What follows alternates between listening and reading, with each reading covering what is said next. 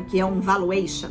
Valuation é o processo de estimar o valor de uma empresa, determinando o seu preço. Existem diversas técnicas de avaliação de empresas que podem ser usadas para calcular o seu valor, o valor de venda de uma empresa.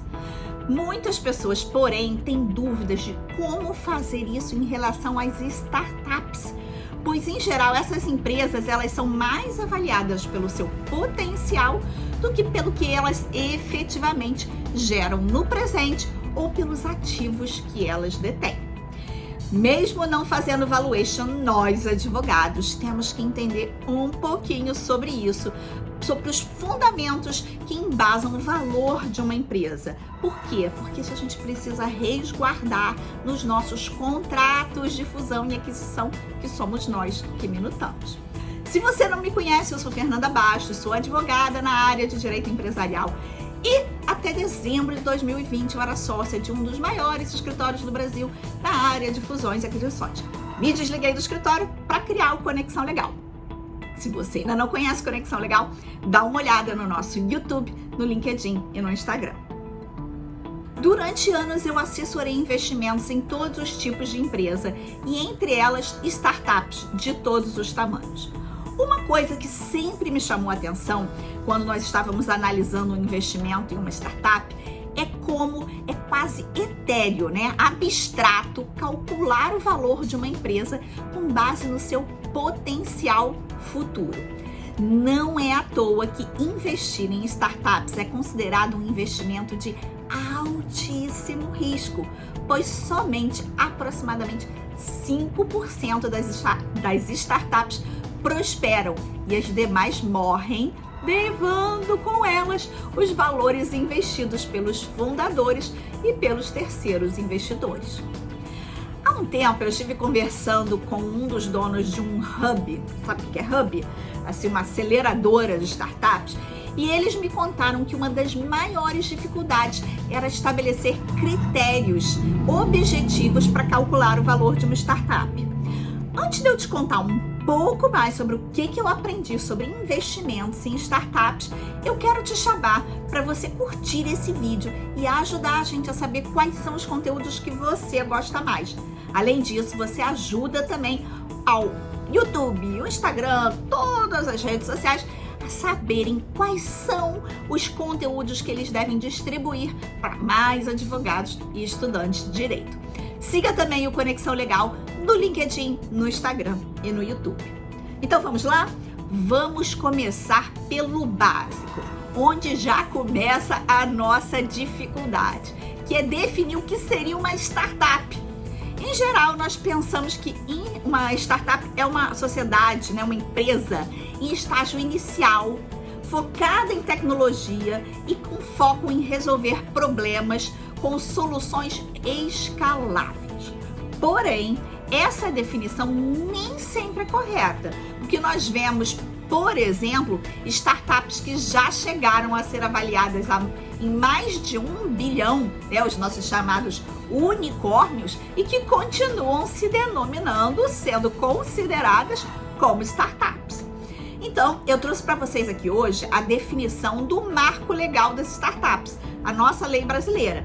Ela diz que considera-se startup a pessoa jurídica constituída em qualquer das formas legalmente previstas aqui no Brasil, cujo objeto social seja principalmente o desenvolvimento de produtos ou serviços inovadores de base tecnológica com potencial de rápido crescimento e de forma repetitível e escalável.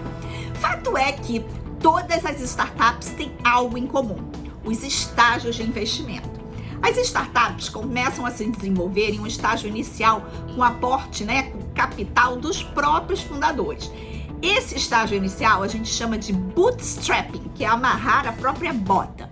Depois, em geral, as startups passam para um momento que nós chamamos carinhosamente de 3F: Family, Friends and Fools.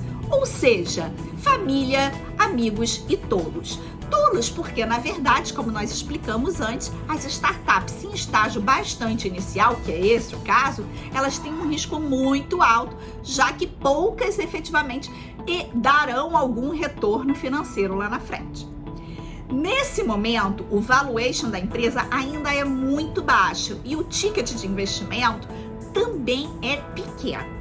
Depois dos 3 Fs, então, chega o momento das startups receberem os aportes de investidores anjos, incubadoras e aceleradoras de crescimento de startup. Nesse momento, os tickets de investimentos, valores de investimento, variam entre R$500 mil e R$2.500.000. Nesse momento, em geral, nós temos startups que têm um valuation de aproximadamente 5 milhões. A partir daí, as startups começam a receber investimentos de fundos de investimentos. Você já ouviu falar em Series A, Série A e Série B? A Série A, em geral, é um investimento usado para dimensionar o produto no mercado e estruturar o time de liderança da startup que vai além dos fundadores.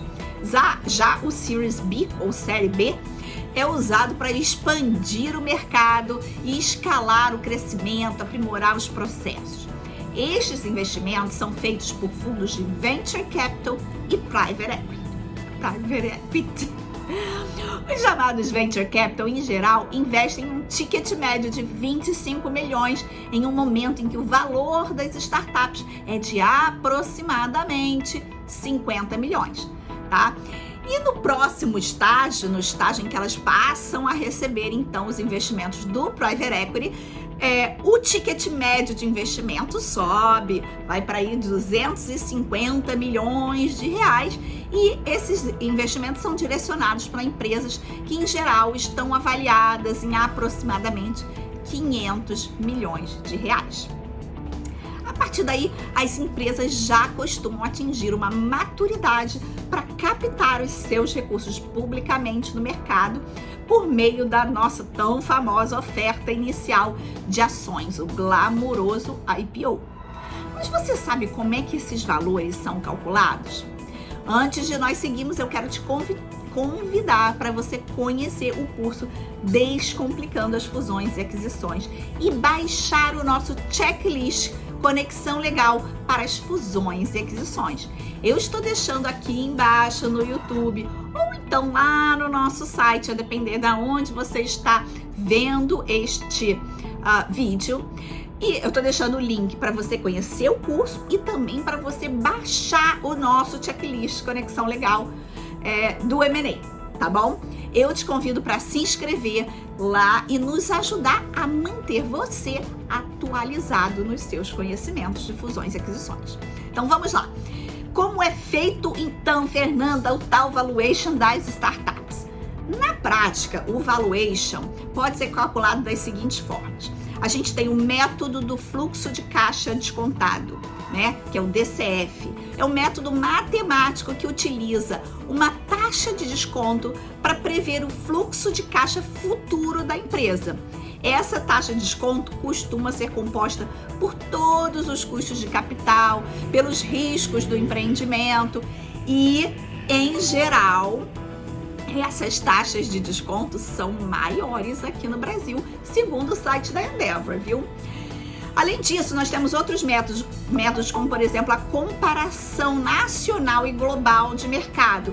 É um método que compara empresas por modelos de negócio, além de receita, EBITDA e outros indicadores. O fator de comparação com startups similares, ele é mais comum após a Series B, quando as startups já estão assim com um pouquinho mais de robustez. Porém, esses métodos tradicionais nas startups nem sempre eles são aplicados da forma que a gente aplica em outras empresas.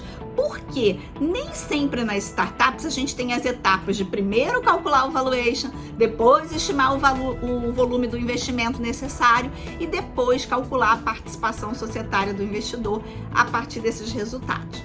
Na prática, a dinâmica nas startups muitas vezes funciona de forma diferente e segue outra ordem, ele inverte as ordens e fica assim: primeiro ele define um volume de investimento que faz sentido para a destinação que aquela startup está dando aquele investimento, negocia qual é a participação societária que os fundadores ou os atuais sócios estão dispostos a ceder e a partir daí eles calculam o valuation da empresa a partir desses resultados acima. É uma conta de chegada.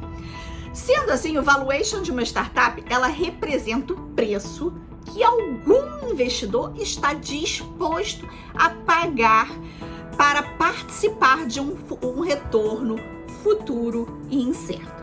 Portanto, quanto menos distante e menos incerto esse retorno, maior é o valuation. Muitas vezes o investimento não está relacionado apenas à rentabilidade quando uma startup faz a captação, e sim ao valor a ser captado e a porcentagem de participação societária que ela vai representar na empresa. Lembre-se que algumas startups, elas podem ser apenas uma ideia, um pouco mais do que isso, com nenhuma receita, gerando prejuízo operacional em mercados imaduros ou mercados ainda a serem criados, produtos que nunca foram vistos antes, ou então que ainda estão em uma versão beta, ou então são diferentes perfis de fundadores com necessidades de capital diferentes. Então, todos esses pontos juntos, nesse grande pote misturado, traz uma alta incerteza e dificulta o cálculo do investimento. Como eu já disse para vocês antes, advogados não calculam valuation, mas nós precisamos sim entender ao menos um pouco para resguardar os investimentos primários e secundários a serem recebidos por empresa e fundadores. Se você tem interesse em fusões e aquisições e quer conhecer mais sobre aportes primários e secundários, eu recomendo que você assista o vídeo sobre as diferenças entre aportes primários e aportes secundários no link que eu vou deixar para você.